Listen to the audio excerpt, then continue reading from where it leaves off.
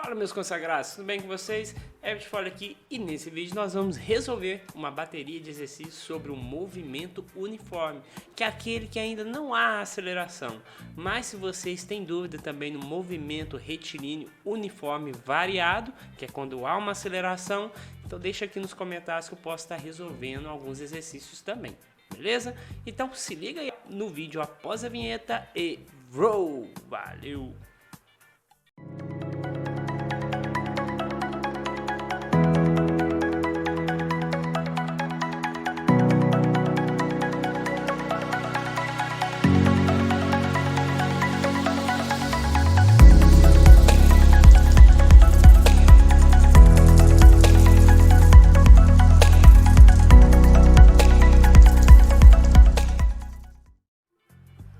A nossa primeira situação é a seguinte: eu tenho um móvel que percorre uma distância de 1.200 metros. Então lembra lá da formulinha para calcular a velocidade, nós temos o ΔS, que é a variação do espaço percorrido? No nosso caso é 1.200 metros. Em 4 minutos, então o tempo para ele percorrer toda essa distância, que é o nosso ΔT, é de 4 minutos. 4 minutos. E ele pergunta, qual que é então a sua velocidade escalar média em metros por minuto? Se ele já quer metros por minuto, então não vou precisar fazer nenhuma transformação. É o cálculo simples. Velocidade é igual à variação da distância dividido pela variação do tempo, que no nosso caso vai ser os 1.200 divididos por 4 minutos. Isso vai nos dar o valor de 300 metros a cada minuto. Ok?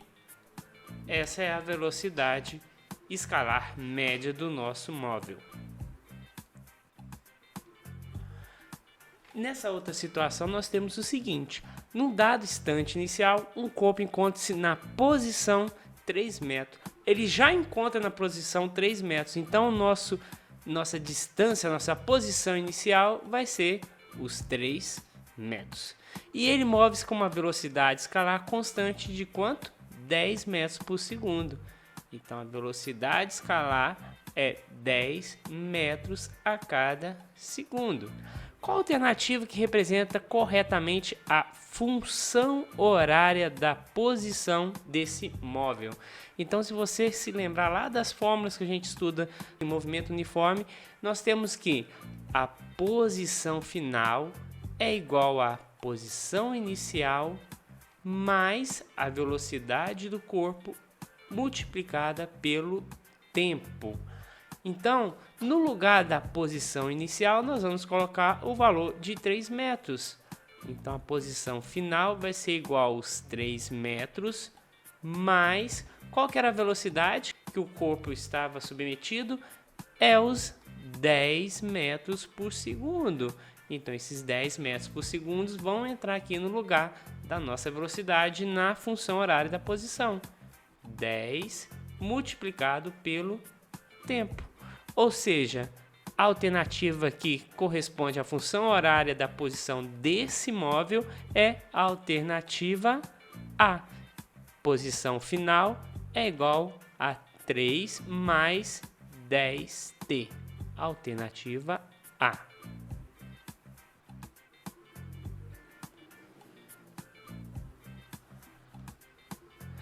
Dois automóveis A e B movem-se em movimento uniforme no mesmo sentido. Suas velocidades escalares têm modos respectivamente iguais a 15 metros por segundo, ou seja, a velocidade do corpo A vai ser de 15 metros a cada segundo, e 10 metros por segundo. A velocidade do corpo B vai ser 10 metros a cada segundo. No instante t igual a zero, no tempo inicial, os automóveis encontram-se nas posições indicadas abaixo, ou seja, o corpo A estava nessa posição e o corpo B estava a 100 metros à frente do corpo A. Então nós vamos ter como referencial no nosso tempo inicial, que é o tempo igual a zero, qual que seria a posição inicial do corpo A? Posição inicial é igual a 0 metros. É a posição inicial que nós vamos tomar como referência. Já o corpo B estava 100 metros à frente do corpo A. Então, concorda comigo que a posição inicial do corpo B não é 0 metros? Na verdade, ela é 100 metros. Por quê? Porque o nosso referencial como posição inicial é exatamente onde está o corpo A. Nós escolhemos de forma arbitrária, porque vai facilitar na hora de fazer os cálculos. Então, o ponto A está no ponto 0, o ponto B está a 100 metros à frente do corpo A. Então, no tempo inicial, essas eram as posições iniciais. E ele quer que determine o instante em que os dois automóveis estarão lado a lado. Então, para que tempo a posição final do corpo A vai ser exatamente igual à posição final do corpo B? Porque concorda comigo que eles irão se encontrar? Se esses dois corpos irão se encontrar, a posição final deles será a mesma. Eles estão lado a lado. Então, se vocês se lembram lá da fórmula do sorvetão, só sorvete, eu tenho que posição final é igual a posição inicial mais velocidade vezes o tempo. Então nós vamos ter que formular duas equações separadas com os dados que foram dados no enunciado para cada corpo. No corpo A, nós temos que a posição final dele vai ser a posição inicial, que nesse caso é 0, mais qual que é a velocidade de A? 15 vezes t, que é o tempo. Já no corpo B, se eu quiser montar uma equação, uma função horária da posição para o corpo B, eu tenho que a posição final dele é igual à posição inicial, que nesse caso não é 0. Olha a posição inicial dele aqui, 100 metros, mais a velocidade dele, que é de 10 metros a cada segundo, vezes o tempo. Então ele quer saber para que tempo a posição final do corpo A é exatamente igual à posição final do corpo B. Ou seja, para que tempo esses dois S's serão os mesmos. A posição do corpo A será igual à posição do corpo B. Basta nós igualarmos essas duas expressões. O S final, a posição final de A não é 0 mais 15t? Então eu vou colocar aqui 0 mais 15t. E qual que é esse Szão, a posição final do corpo B? 100 mais 10t. Então, isso é igual, tem que ser igual a 100 mais 10 vezes t. Então você vai encontrar esse termo t que está em comum nos dois lados da expressão. Esse zero aqui nós vamos ignorar, porque ele não vai fazer diferença aqui no nosso cálculo. Então, 15t é igual a 100 mais 10t. Vamos lá, lembra da regrinha lá da tia Tereza? O 10 joga para lá com sinal negativo. Então, 15t menos 10t é igual a 100. 15 menos 10 dá exatamente 5t é igual a 100. Logo, t é igual, o nosso tempo vai ser 100 dividido por 5, ou seja, o tempo final, o tempo com que as posições do corpo A vai ser igual à posição do corpo B é de 20 segundos. Ou seja, desde o início do movimento, após 20 segundos, esses corpos irão se encontrar. O ponto final do corpo A vai ser exatamente o mesmo que o corpo B.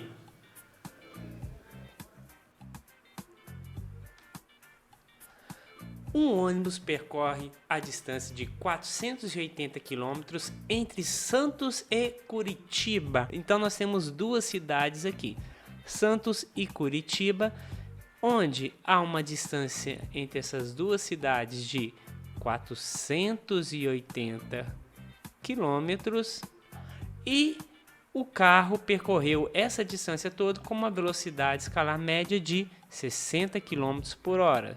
Então a velocidade foi de 60 km por hora. De Curitiba a Florianópolis, que são distantes 300 km, então até Floripa. De Curitiba até Floripa nós temos mais 300 quilômetros.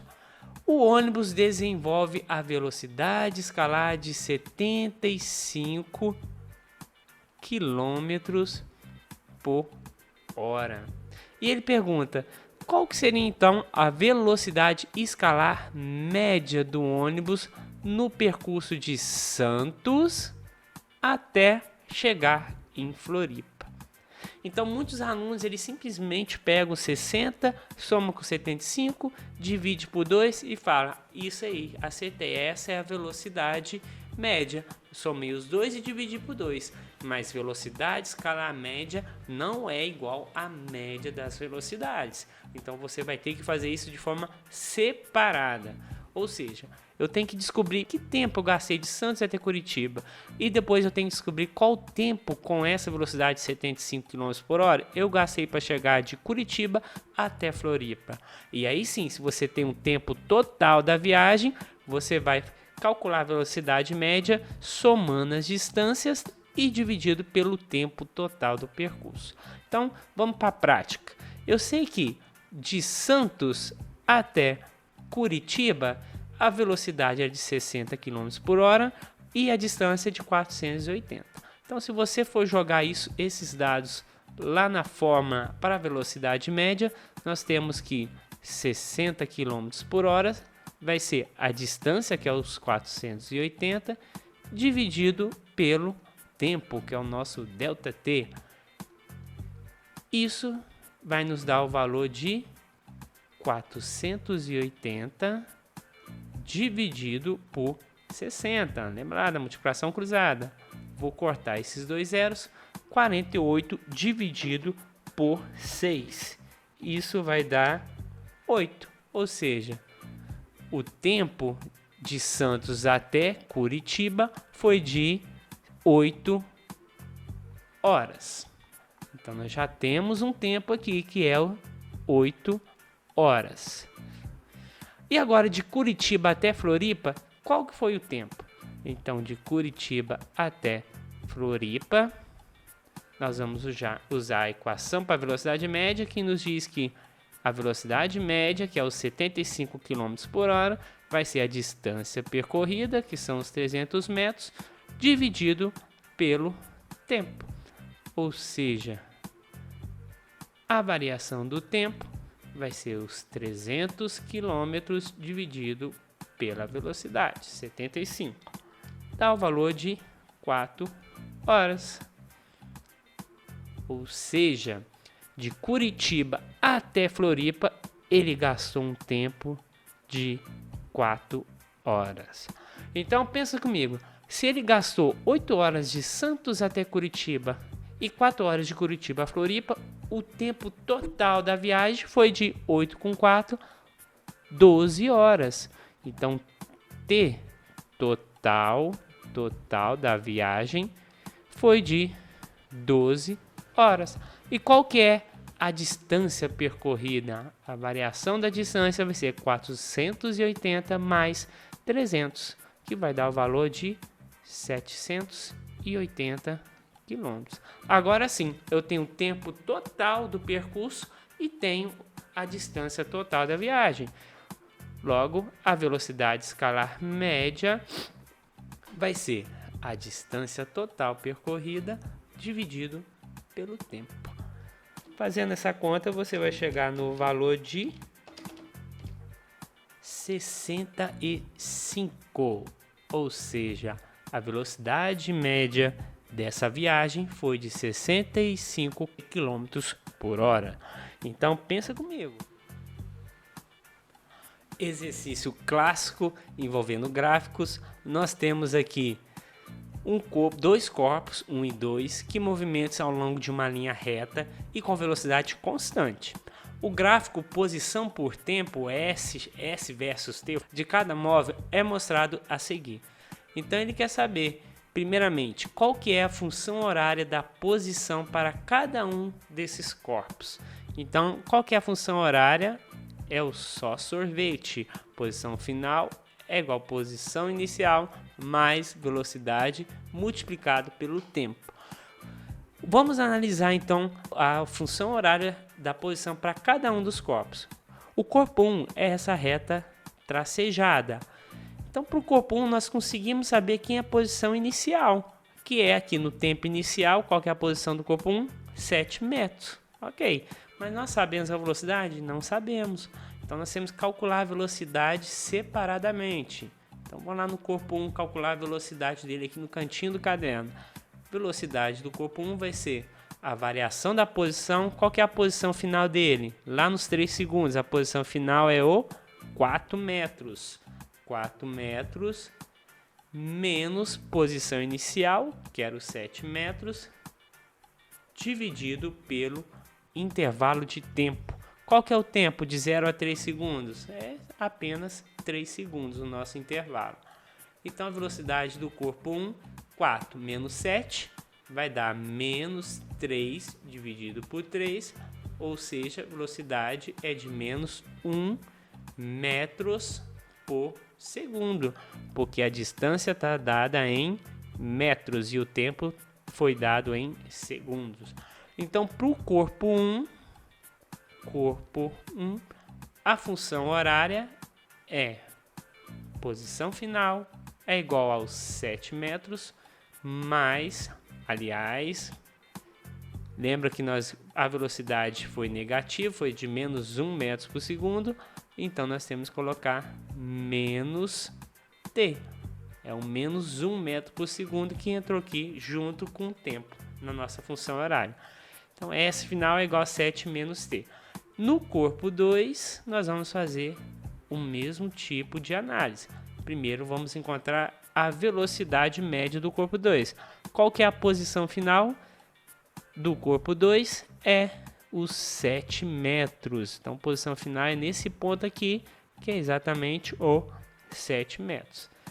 Então, para calcular a velocidade, nós temos que 7, posição final, menos posição inicial do corpo 2, 1 metro, ou seja, 7 menos 1, dividido pelo intervalo de tempo, que é 3 segundos.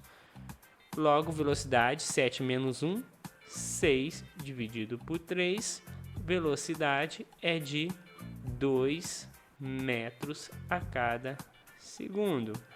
Deixa aqui no rascunho. Logo, a função horária da posição para o corpo 2 é que a posição final dele é igual à posição inicial, que é 1 metro, mais 2t. 2 que é a velocidade, nós acabamos de calcular. 1 é a posição inicial, que é o 1 metro, que é onde ele saiu no tempo zero. Ok? Então já matamos essa atividade.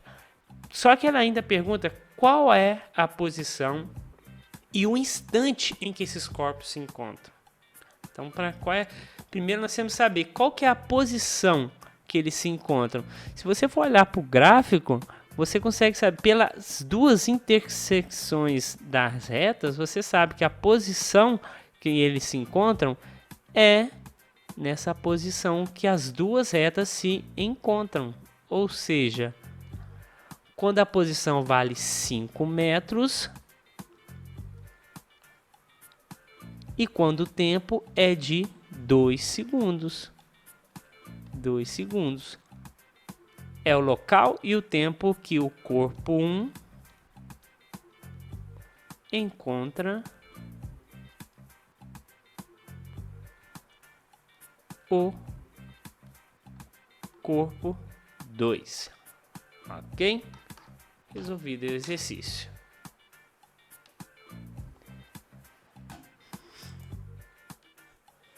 Meus consagrados, então é isso. Terminamos nosso vídeo com a resolução de alguns exercícios sobre o movimento uniforme e eu espero muito ter contribuído aí nos seus estudos. Deixe suas dúvidas aqui nos comentários, mas não se esqueça, deixe também o seu like, isso ajuda demais o meu trabalho. e já se inscreve no meu canal também, para que o canal possa crescer e eu possa ter mais condições de produzir mais vídeos como este para vocês. Show? Ebspoiler aqui e valeu!